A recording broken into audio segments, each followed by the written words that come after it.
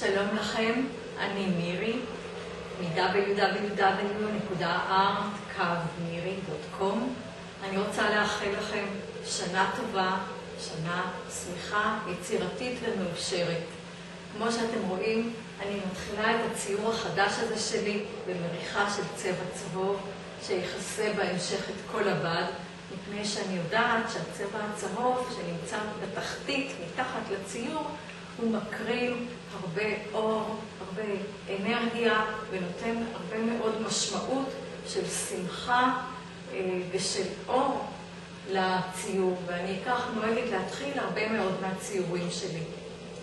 דבר נוסף, כשאני ניגשת לציור חדש, אני יודעת, אני רואה בעיני רוחי איך ייראה הציור שלי. כבר חשבתי עליו הרבה מאוד זמן, לפעמים שבועות, אפילו חודשים. אז אני יודעת איך הוא יהיה. בעצם כבר הוא נולד אצלי בתודעה ובנשמה. ואני רוצה לאחל לכם שגם אתם תראו את השנה שמתחילה הערב. תראו מה עומד לקרות בה, תראו בעיני רוחכם את כל הדברים הטובים שאתם רוצים שיקרו לכם.